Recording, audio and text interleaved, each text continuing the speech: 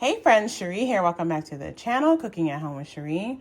Well, I am fresh back from Costco. In that last Costco haul that I shared, I had mentioned that I think I mentioned that I wanted to get some lamb, and they didn't have any lamb in the store at all. So I went back, and luckily they had a full case of all different kinds. But it was Aaron's Day today, and Costco was on my list, and I'm so glad I swung by because they had a whole case full of different cuts of lamb. So I grabbed my favorites, and let me just show you real quick. I'm gonna get this stuff, as I always do, portioned out and put away for the freezer. Some of the stuff like the tuna, one pack is gonna be left out for dinner tonight. These things are obviously just gonna go into the fridge. And then this big honka needs to be sliced. So let me just show you real quick what I picked up as far as like stuff that has to go into the fridge or freezer. I love these flavored goat cheeses. So I've got those. And this is just something I like to have around, you know, especially this time of year. People might pop by. Sometimes, you know, the kids or the husband, they just want a quick snack. And you can put like a quick plate together.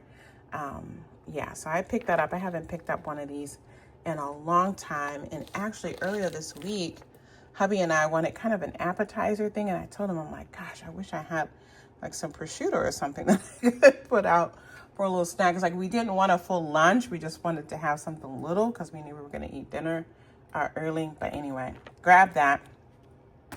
Let me get these two in the fridge and then we'll go over the meat. All right, so during that last haul, I had a lot of fish. I got a lot of fish. I don't need any more like fresh fish out for now. They had cod. They had a couple other things that I really love to eat, but they were previously frozen packages, and so I don't want to refreeze those. So those are the kind of things, like, even though I'm stocking my freezer, there's always some things, like sometimes I want to make a fish stew that uses cod. I'll just pick that up fresh. But this particular fish, walleye, is a seasonal fish. And so, you know, I have another probably a couple weeks where they'll have this wild caught fresh, and then I won't be able to get it again until into 2026, unless they're freezing some and then they're putting it out previously frozen. So I got 2 more packs of that because it is my favorite. And I've already moved through quite a bit of them. This is the fish, like if I want a quick lunch at home, that's fish. The way I portion them, I'll pull out 1 or 2 fillets and I'll let them thaw in the fridge. And then I put them on a sheet pan with some vegetables. I'm pretty sure I have a video up on the channel, but it's just a quick, delicious at-home lunch that I can prepare, and I feel just, you know, it's just great to eat something healthy and not that urge to like run out and grab something or order something in because you're pressed for time. It cooks so quick. And then same thing with the fish. This is fresh wild caught, so it hasn't been frozen. So I'm gonna freeze the bigger package. Actually, I'm gonna leave 2 of these out and I'll freeze all the rest. Then this is something, I bought this once before to do hot pot with. And I ended up like doing it as a stir fry. But I went on and got this big package. I'm gonna split this up. I would like to do a hot pot. This cut is called shabu shabu. I don't know if I'm pronouncing that correctly, but this is the cut of meat that they use in like Japanese hot pots and sometimes like in hibachi stir fry dishes. So it's cut like really, really thin. So that's a lot of meat. That is 3.6 pounds. I'll probably portion those out in about half-pound packages. Because especially when you're doing the hot pot, I mean, you're not putting in like a half a pound is what you would use probably for like 4 people. You're not eating a lot of meat. It's like a lot of vegetables in the broth. And then this is what I went for. I love lamb chops, especially this time of year. And so I got 2 packages of those. I have a couple. I have to go back to Costco to get some, stock up on some dry goods and some other things like the paper products. And so, yeah, when I go back, if they have more lamb chops, I'm going to get more, because this was actually a really good price, $7.99 a pound. And we love these. We usually will each have 2. The boys might have 3. So this will be like 2 great meals for the family. And then I love rack of lamb. I'm going to keep one of these whole. And then the other one, I'm probably going to slice and portion out. And these will be great things if it's just like dinner for two, or if I'm just in the mood for lunch on a cold day and I just want a lamb chop, I can pull those out. I did get one package of beef oxtails.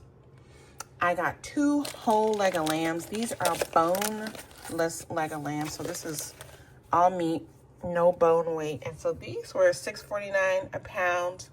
I'm going to leave one of these out because I want to try a pressure canning recipe with it. Actually, I'll probably leave them both out because they're fine for a while.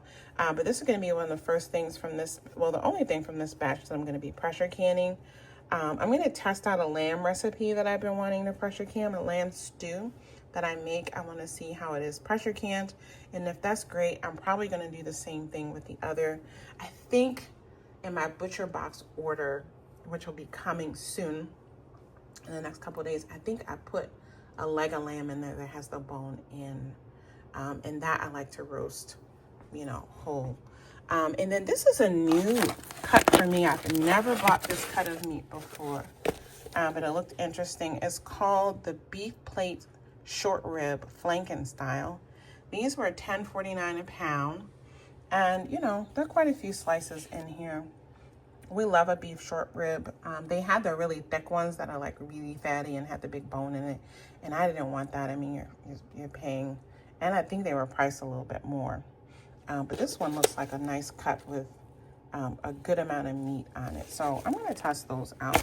I'll probably portion those again. Well, yeah, I'll probably split that in half and portion it. And then this was the real special buy. We love a good steak in this house. And I didn't put a lot of steak in my butcher box this month. I got more chicken. And they had some customer deals with like turkey and turkey breasts and things like that. And so I grabbed this. I was going to get the choice one, which was a little bit less expensive. I think the choice was like $14.99 a pound. They had the prime rib sliced, and that was like $25 a pound. So you had like 2 big steaks in there for 75 bucks. So I saw this whole one and I figured I'd try it. Now, most of the beef that I buy through Butcher Box and through another site that I shop online sometimes is grass-fed beef. This is not grass-fed. And so I'm going to give this a try. Now, they had a special on this, so it was $75 off the whole prime beef ribeye.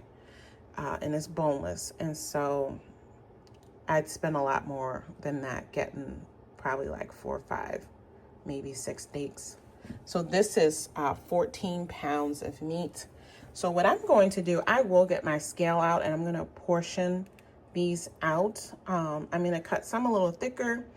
My husband and my son like their steaks a little thicker. My daughter and I like our steaks a little bit thinner. So I'm going to custom cut these and portion these out and vacuum seal them. And then we'll see how these are. I might leave out one to cook for my lunch tomorrow, or maybe do like a steak and egg that my husband and I can share for breakfast over the weekend and test this out. There were a couple people there that have bought this before and they said it was excellent. So we shall see. All right, so I gotta get this stuff. I'm gonna put everything back in the fridge, and then one by one, I'm gonna come out, get everything portioned and put away into the freezer. That is going to get frozen, and obviously whatever I'm going to be cooking up soon will just stay in the fridge. I'll be back then after I get this done, and I'll share some of the dry goods that I picked up. All right, so I got all the meat and fish put away. I'm not going to start my pressure canning yet. I think I'm going to probably save the pressure canning till tomorrow, because I think I'm just going to do a canning day because I have some things that I'm pulling out of the freezer to make room for the butcher box order that's going to be coming in as well. So it's persimmon season. I got a bag of these last time I was at Costco. A couple bags, absolutely delicious. I'm thinking about, again, when I go back for my dry goods, to get more of these to freeze dry. I would love to see how these taste freeze dried. But I love a persimmon because it's a fruit that, like, it lasts for a long time just on the counter. These are, you know, they'll need to ripen up still a little bit. But I find that when I get mine, like, they'll last for several weeks. And so I love that. And my husband and I also both love it. I feel like there's some other things that I want to try and play around this year with persimmons. So yeah, I might get like a box of those and just play around because we do love them. And, you know, you can really only get them this time of year, at least here in Minnesota. And then got my weekly pineapples for my juicing. I just simply juice these with greens from my backyard garden. My greens, even though it's November, we still haven't had a snow. We've had our frost and our freeze, but it's warmed back up. Like today while I'm recording, it's like 67 degrees outside. So actually that's part of why I'm going to push the canning back, because I'm going to go do some stuff out in the garden.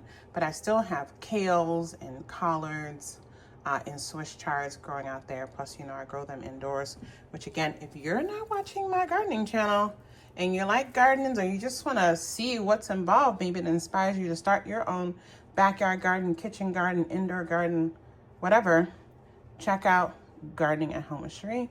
I'll link to it in the description box to make it easy for you. And then I got a bag of sweet onions. Again, I have a lot of onions in my storage pantry that I grew, but I don't grow a lot of sweet onions.